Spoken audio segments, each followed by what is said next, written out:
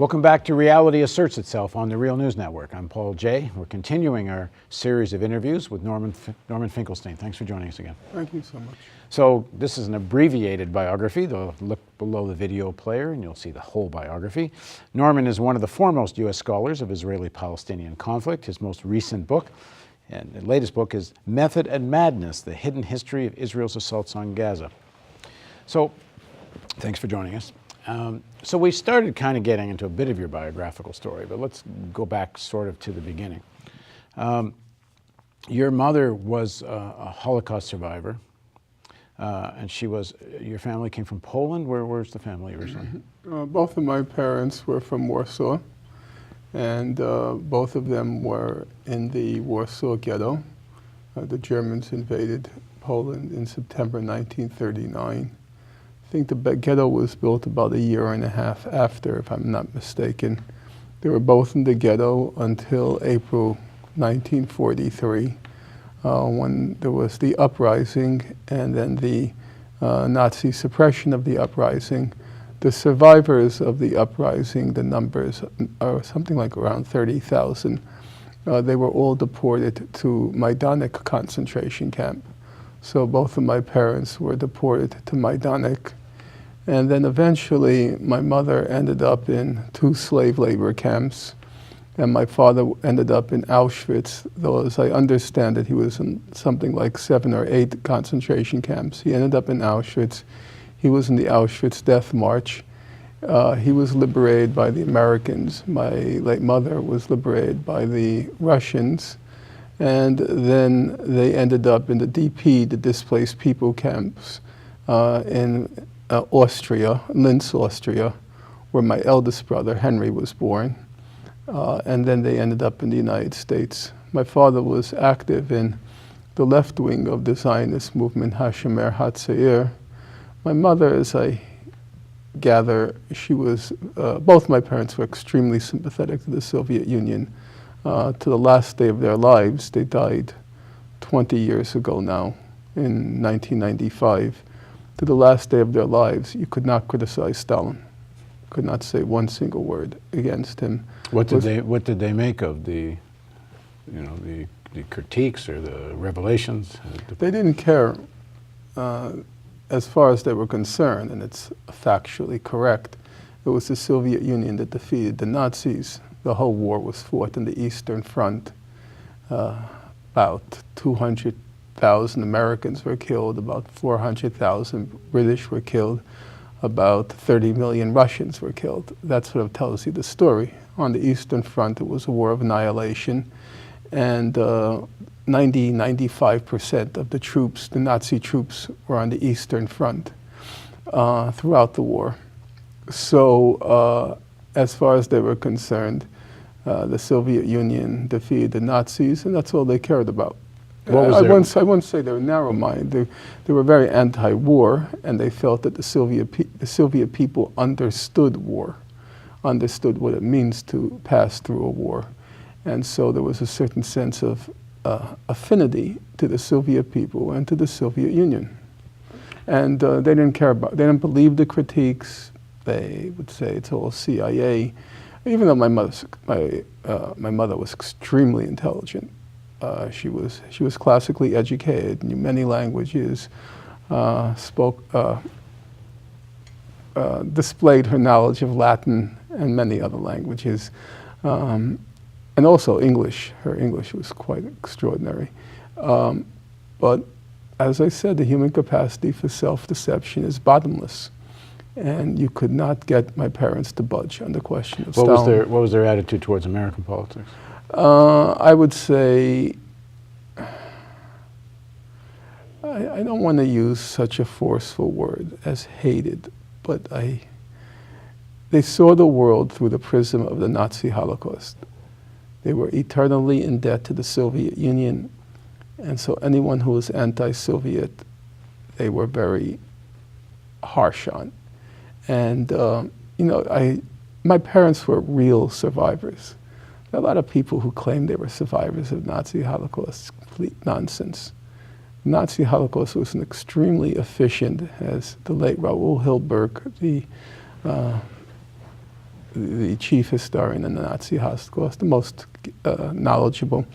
As he described it, was an assembly line, factory-like extermination of the Jews, which meant very few people survived. The figures Hilberg gives and others who are knowledgeable, like Henry Friedlander, who I guess has already passed from the scene also, under 100,000 Jews survived the Nazi Holocaust. If you define the Nazi Holocaust as the ghettos, the labor camps, and the concentration camps, if that universe, if that's what it means to pass through the Nazi Holocaust, about under 100,000 survived. So we're talking about a very small number. My parents were among those. When my parents were growing up, their community of friends were mostly people who they knew before the war, or people who somehow came home over after World War II, but were from Europe. Of all my parents' friends, of all of them, my parents were the only ones that were in the camps. They had one friend who was kept by what was called, I'm using their language, a Christian family in Poland, a lot who fled to the Soviet Union from Poland and survived that way. The only ones who were in the camps were my parents. What was their attitude to the creation of the State of Israel?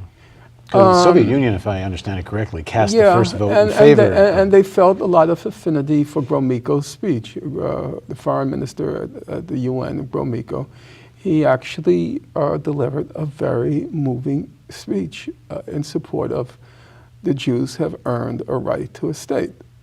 But as far as my parents were concerned, Israel then quickly sold its soul to the West, and my parents would have no truck with it.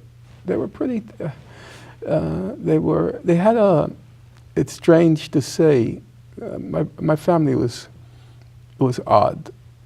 They had a deep sense of faithfulness. You don't betray friends. The Soviet Union defeated the Nazis. And then when Israel joins with the West in the Cold War, for my parents, that was the ultimate betrayal. But they didn't accept this idea that this is the refuge so it doesn't happen again. No, I wouldn't. I think they did accept that idea. There's a difference between the idea of a state where Jews can go and the state of Israel, the specific state of Israel and how it carried on in world affairs. They accepted the first part, that after the feeling of my parents was the whole world abandoned the Jews during World War II. I don't fully agree with that. I'm just giving you their point of view. The whole world abandoned them, and therefore Jews needed a refuge. They needed a place to go when the moment of truth, if and when it came. So they accepted that idea. If you asked, as I did, if you asked, then do you accept that this state has the right to discriminate against non-Jews? Well, no. You couldn't even argue with them about it. There was no point in arguing. Of course, they rejected that idea. So if you ask, how can you support a Jewish state if by Jewish state it means that non-Jews are discriminated against? Well, the way my late mother dealt with contradictions was to say, quote, "Get away from me." She didn't want to argue, you know. It's one of those contradictions that you can't resolve in your mind. It's not easy to resolve on paper either. Even if you've thought about it for a long time. So they accepted that idea. What they rejected was its practical manifestation, namely the actual state of Israel, because it aligned itself with the West. You know, my parents could easily have made a small fortune, not a big fortune, by hawking their Holocaust pedigree. And they were not indifferent to money. Let's be clear about that. But they would never, in public, say anything against the Soviet Union. And that was a requirement at the time, because we're talking about the 1970s and 80s, with the whole Free Soviet Jewry movement, and you were supposed to denounce the Soviet Union as being anti-Semitic, and so on and so forth. So in order to hawk your Holocaust credentials, you had to, at that time, denounce the Soviet Union. Impossible. They would never. They had that level of faithfulness and gratitude.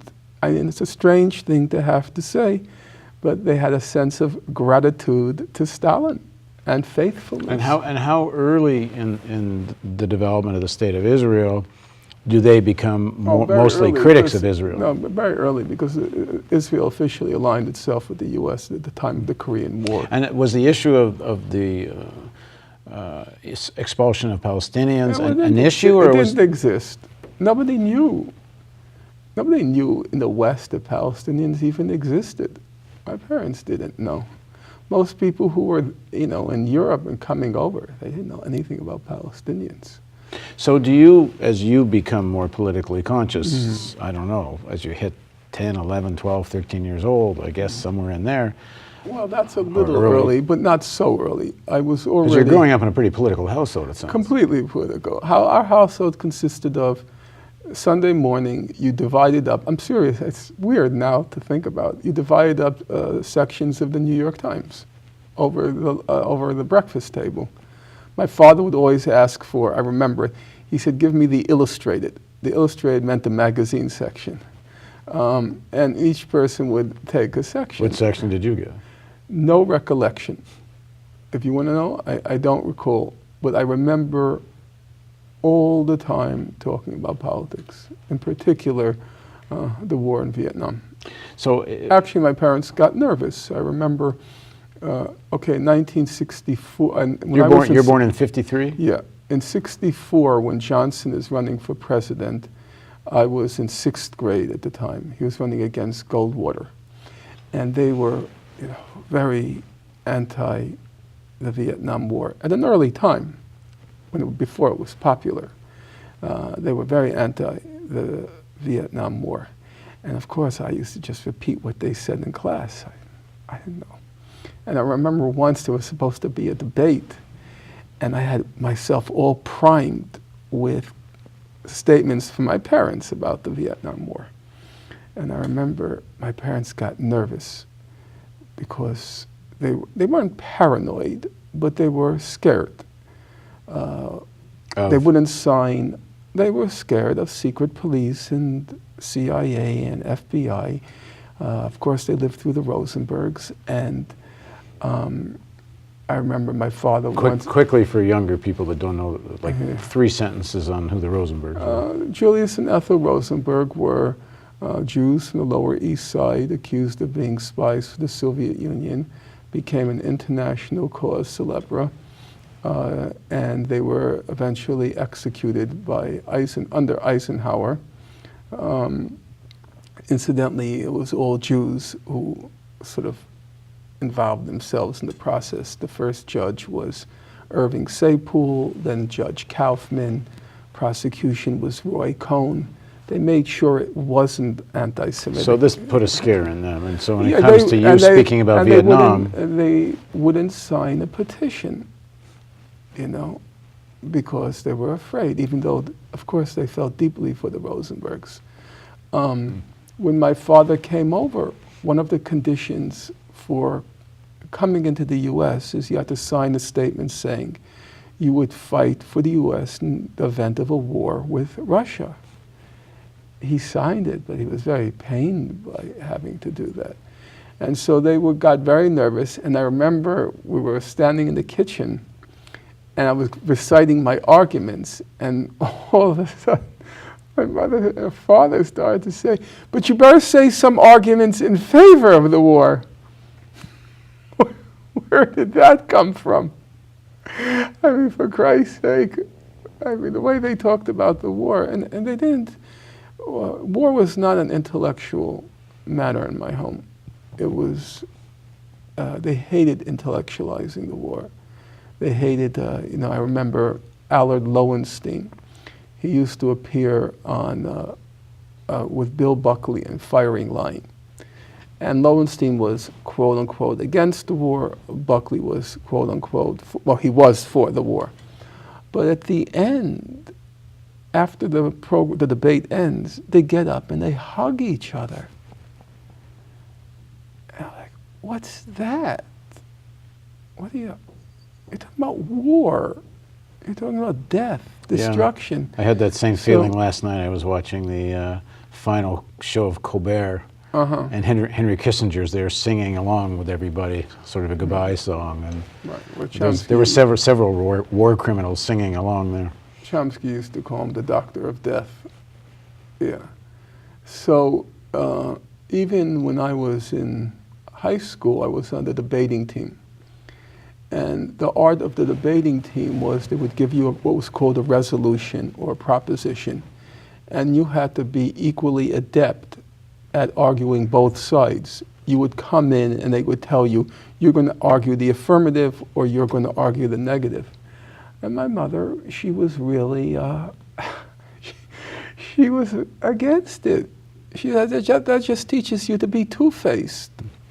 I don't really agree with her now. There is a value to the devil's advocate and learning, understanding every aspect of your argument before you take a side.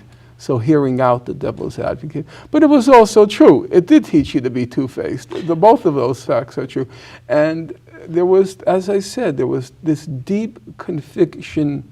You had to be faithful to a cause, truthful to a cause. A cause is not something intellectual. It's something about death and destruction. Sometimes if I would talk in my family about war, my mother would go, "What do you know about war?" Which was true. Really, what did I know about war? So these were not intellectual matters.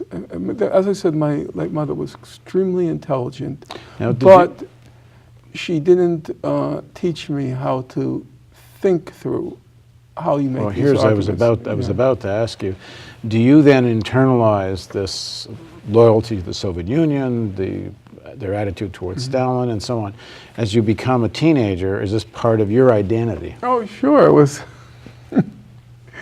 The stories now are funny. I remember in like 7th grade in my social studies class, we're doing World War II. And of course, I'm defending Stalin, which is like, where does this guy come from? My social studies teacher was named Josh Abramson, I still remember. He was an Orthodox Jew.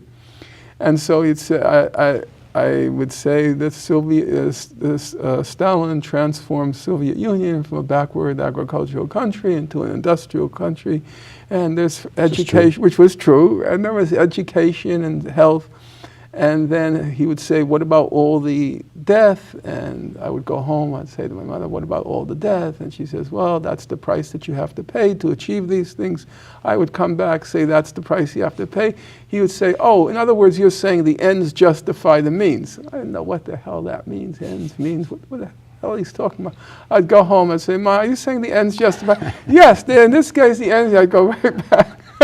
Just repeating, what I hear at home. It took me a long time to develop my own intellectual identity, and I would say they are probably there were two critical things. First of all, I became ideologically blind, and I paid a huge personal price in it because We're going to do that in the next segment, because as you said in part one, you become a Maoist, but one of the things about being a Maoist is critiquing the Soviet Union. So we'll get to that in the next segment of our series of interviews with Norman Finkelstein on Reality Asserts Itself on the Real News Network.